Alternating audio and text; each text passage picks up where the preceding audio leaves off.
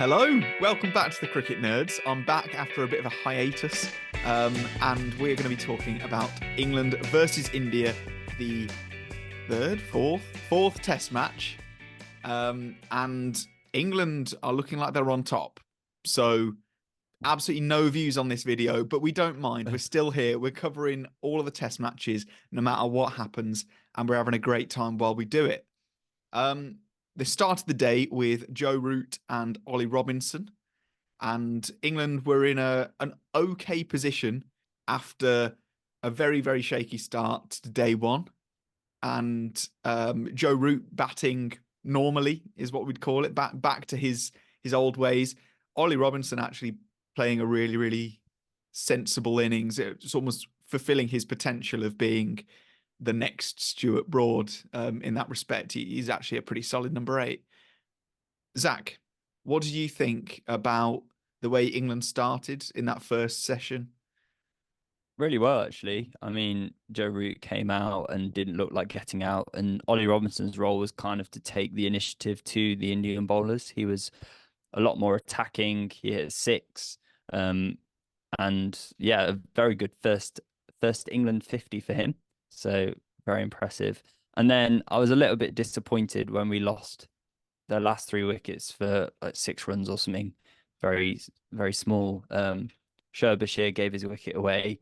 James Anderson, when the ball's keeping that low against the likes of Jadeja and Ashwin, he's going to struggle, isn't he? But it was just meant that seeing Joe Root unbeaten on 122 when I felt like he was on course for a big score, that was a bit disappointing. Because at one stage, the way Robinson and Root were batting, I was like, oh, 400 could be on the cards, but that might have been wishful thinking. I'm not sure. But yeah, it was definitely a very good score, I felt, on that pitch. And with England not having to face Bumrah, I thought they made the most of that, especially Folkes and Root. But the point is that they batted the way you should on that pitch. You had to be patient because as soon as you get used to the keeping the balls out that are low, then you can just wait for the bad balls and hit those. It's that sort of pitch, and I thought Root did that perfectly. And then India kind of were doing that. So they lost Rohit Sharma early. Great ball from Jimmy Anderson. A perfect wicket for him. But then the way Jaiswal and Gill batted was really impressive, wasn't it? It was. Jaiswal has been an absolute revelation since he's come into that India Test side. He's actually fulfilling his first class potential, which is really, really good to see. He averages 77 at first class after the first 22 matches that he's played. And so far, not including this Test match where he got another very well made 73, he averages 71. So he's consistently getting India off to a very, very good start, no matter what Rohit Sharma does or doesn't do.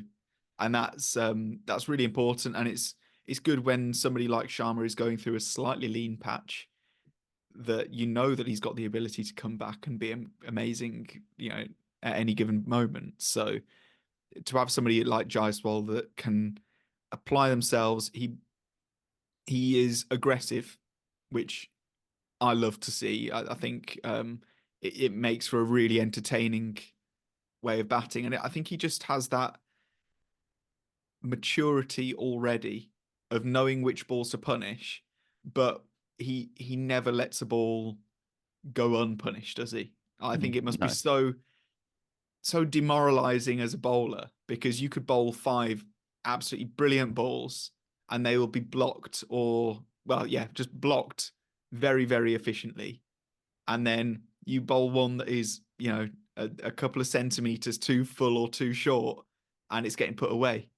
And Yeah. he uses his T20 ability to put the ball over the ropes when others might have, put it just along the floor. And everything is done so confidently with him that I don't have enough words to describe how impressed I am with him.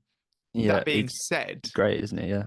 that being said, um, despite the good partnership that him and Gill had, it was Shoaib Bashir's day where he finally came to the fore. He finally had the I don't know. He must have just been like one test match after all the previous spinners that have debuted, Yeah. because he's taken 4 for, and there are still 3 wickets to go.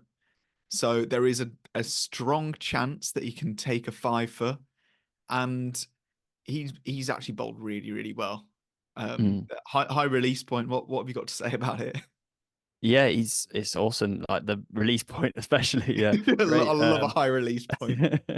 Um, yeah, he's the way he bowled today made me feel like I was watching an experienced spinner. Um, he he bowled with a lot of control. Um, when we saw, a, when we think about those other debutants who got fifers on debut, there wasn't always that control. But with Shoaib Bashir today, there weren't many bad balls in there at all. And also, it was just that consistency of length um, on a pitch that was offering all sorts for him, balls keeping low, etc. The ball to get rid of Yashasvi Jaiswal, you need to bowl a good ball with the form that he's in to get him out. And the ball just crept along the surface. It was a really hard ball for him to face. And yeah, he was just rewarded by just bowling wicket to wicket, keeping it on the spot. And he had a very long spell. Um, I think he bowled from like the 10th over and he bowled like 15 to 20 overs in a row, maybe more. It was over 20 overs straight through. Yeah, I think it was he just kept ridiculous. going.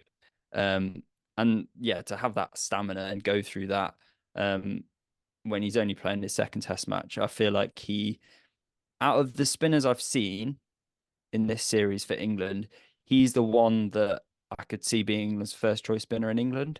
Um, he just got a very repeatable action, and it just looks very, very impressive. But yeah, the way India batted, they did bat well, but England were bowling well, and it seemed like there was a wicket around the corner at any stage. It's that sort of pitch. Whereas in the last match, the pitch was kind of it's going to be hard to get these wickets. You have to bowl very well. Today, it just relied on bowling sensibly. That's been the word for England, hasn't it? This Test match, they've just been sensible. In the field placings as well, were very smart from Stokes, and they just tied India's batsman down. Sarfaraz Khan, he just couldn't get going because of how England just bowled at him. They just didn't let him get away, and yeah, very impressive. Do you reckon, James, though, that India are missing a bit of that experience from Rahul, Virat Kohli in that middle order? They're having to play Jadeja at 5. Is that making things harder for India, do you reckon?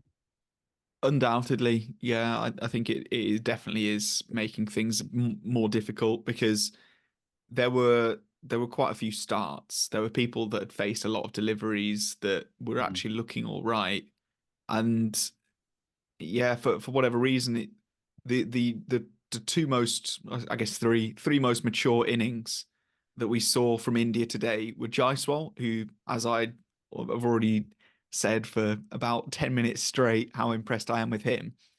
There was Gill, who again he's sort of wise beyond his years, at least he seems that way. And then there was Drew Jarrell. So Mm. I think that's 3 of the youngest players on that team were the ones that seemed the most kind of patient. And I think there was a little bit of indecision in that Indian middle order, where they were confident when they were blocking because they knew that they were blocking, and there was that clarity of mindset behind those shots. Mm. But they were also, you could kind of tell that they were aware that they weren't on that many runs. You know, they were slightly behind the curve. They were backs were against the wall a little bit, and they couldn't quite compute the way to absorb that pressure and then apply it again to the Yeah. bowlers. And I think somebody like Rahul or Virat Kohli, any of the really experienced players, they have that ability. They will soak up the damage. They'll, like Sarfaraz Khan, they'll be on 14 or 52, but they won't necessarily go for the big booming drive to just like, Mm. I'm going to try and get away here. It'll still be, if it takes another 20 dot balls before I get a half volley that I can actually put away, so be it, I'll wait. And that's Yeah. That's I think potentially the difference, because it wasn't a particularly bad ball that Sarfaraz Khan tried to drive, and that's potentially why it took the edge. And it was an outstanding catch from Joe Root to get Sarfaraz Khan out. Yeah. And it's a similar story with Patidar, how you got LBW, Jadeja just popped one up, or to short leg, it was back pad. So it's just having that patience, I think, that India lacked a little bit. That being Yeah. said, I completely agree with you. I don't think they batted particularly badly. I think England just bowled exactly to the plan and let the pitch do a lot of the talking. I thought it was a dead flat pitch when Jaiswal and Gill were batting. I just thought, like, there's not a whole lot in it. It must have flattened out a lot since England batted in that first session. And then it suddenly started showing a few more demons. So I don't Yeah. think it's a particularly bad pitch. I think it's a No, difficult. yeah, it's not a lose in 2 days sort of pitch or win in 2 days sort of pitch. It's got a bit more about it. There was definitely something in it for the spinners from day one, something in it for the seamers from day one as well. But it's not, as we saw with Joe Root and Ben Folks yesterday. With a bit of patience, you can get in on this pitch and make some runs. And we did see that at the end of the day with Kuldeep Yadav and Jarrell batting. And I think for England, it's that going forward in this test match, they're obviously in a very strong position, but they don't want to get complacent, because for India, the way they want to go about this is frustrate England tomorrow, make England work hard for these last 3 wickets, like England didn't do for India.